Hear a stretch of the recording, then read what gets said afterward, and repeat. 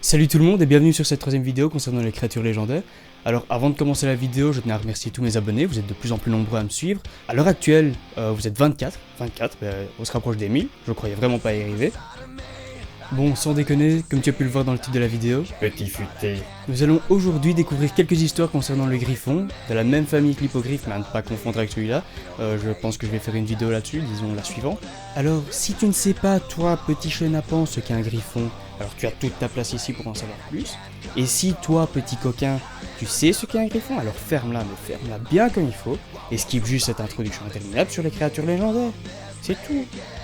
Alors pour commencer, un griffon c'est une créature composite qui ressemblerait à un lion pour la partie postérieure et à un aigle pour le reste.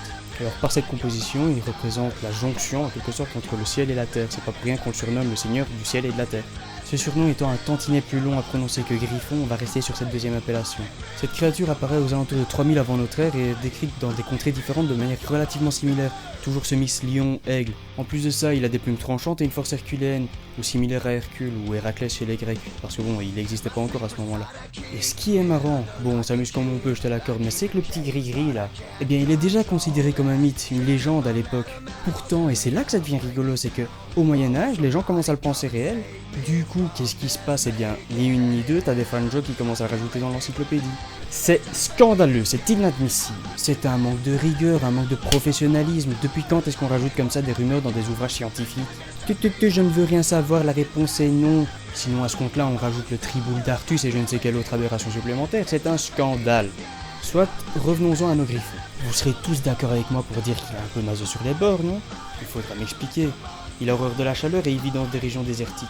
Et le pire dans cette histoire, c'est qu'il vole le bestiau. On lui donne le surnom de seigneur du ciel et de la terre et il est pas foutu de se barrer ailleurs. Faut être con quand même, imagine-toi, là, toi, derrière ton écran. Disons que tu n'aimes pas le yaourt, que tu l'as en sacro-sainte horreur, et tu t'enfiles ton petit 50 centilitres de yaourt à la fraise avec un peu de sucre de canne.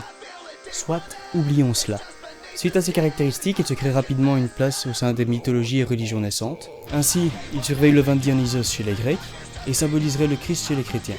De nos jours, à l'heure actuelle, au jour d'aujourd'hui, on peut encore le retrouver de temps en temps sur l'un ou l'autre blason représentant la noblesse ou la force, ou encore dans Harry Potter, où ces cerfs sont utilisés pour créer des potions. Là-dessus, si vous espérez en croiser un, eh bien je vous souhaite bonne chance. Tout d'abord parce qu'il n'aime pas les humains, et puis il est friand d'or et de pierres précieuses, donc il risque pas de vous inviter pour faire une bonne bouffe et vous voir vous tirer avec son butin. Sur ce, j'espère que cette vidéo t'a plu, et si elle t'a pas plu, bah ferme-la.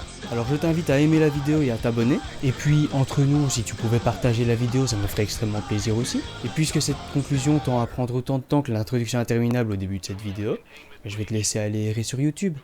Bisous. Beneath the skin, I must confess that I feel like a monster. I hate what I've become.